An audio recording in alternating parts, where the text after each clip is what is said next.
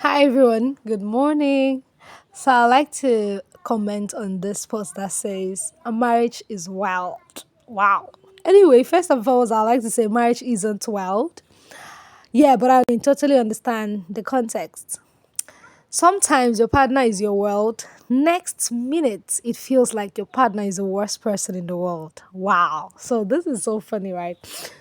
I'm not throwing a shade actually. So yeah, respect to the person who made it. I just have an opinion that is a bit different. And this is to say that if you are a kingdom citizen and probably I want to believe that you would be married to a kingdom citizen as well. Meaning that before marriage, the both of you had gone through the journey of building a relationship with Christ, I want to believe, for you to be able to call your marriage a kingdom marriage, you must have decided that you will do this the God way. You will do this the kingdom way. You have chosen to say, you know what, Holy Spirit, lead us through this. So, while you were still single, I believe there was a time the both of you, devoted it to just serving God, learning to hear from Him, learning to work with Him, learning to be committed, learning to show up daily in the place of prayer, learning to decipher His voice and all of that, which is actually not a day's job. Yeah. So before you can call yourself a Christian, all of those things, after you've dedicated your life to God, surrendered your life to Him, these are the things that follows, right? So now you're married, and I believe that before you would call marriage wild, it had to be very terrible.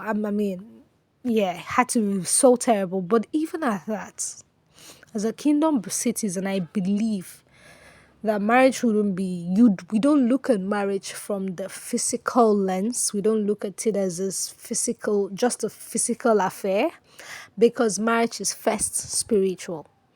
Of course, the physical things and all of that comes into play and or definitely, but you control your marriage from the spiritual. You pray about it, you speak into it, in fact your marriage works first from the spiritual before it now manifests itself in the physical.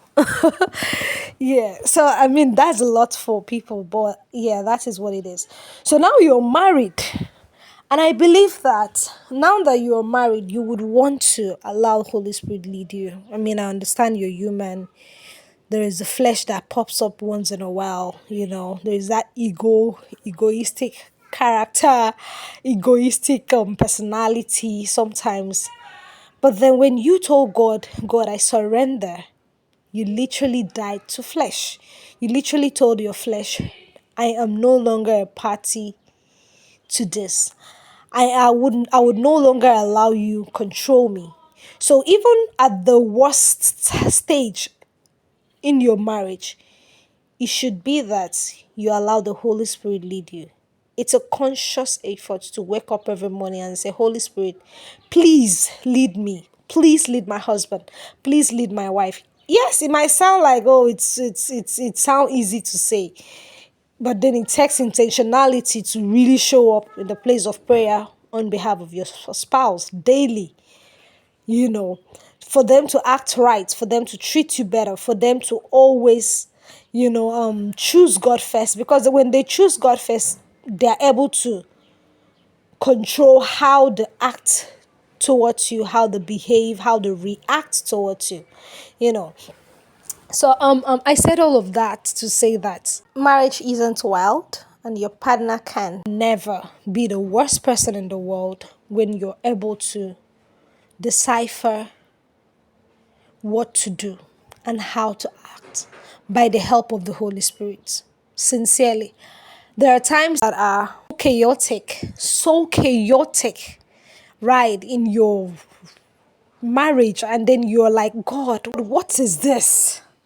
And the only consoling factor is that you have the Holy Spirit. And the Holy Spirit is always there to speak, to tell you how to act, to tell you how to react, to tell you what to say, even when, let's say, your husband or your wife says something very condescending, tragic, very terrible, the Holy Spirit will always be there. Because it's also speaking to your spouse. Oh, don't say this, it will hurt her. But your spouse may or may not choose to listen. And wherever that is said, and you also remember that the enemy is always there to make sure that, listen, this does not work. This can never in this world work as long as I'm here. So the enemy will always fight, but then it takes the Holy Spirit in you to act in a way that will make whatever was supposed to happen not happen. You get my point? So now your spouse cannot, that sweet person can never be the worst person if you by yourself choose to surrender your words, surrender your thoughts, surrender your actions, everything basically to God, and decide, make a conscious decision to adhere to whatever Holy Spirit is telling you to do. It takes a conscious effort to want to listen to what the Holy Spirit has to say in a very chaotic situation, sincerely. So yeah, man, this is all I have to say. It's a beautiful day, and I hope that there are certain things that are out here on social media that we should always evaluate for healthy consumption.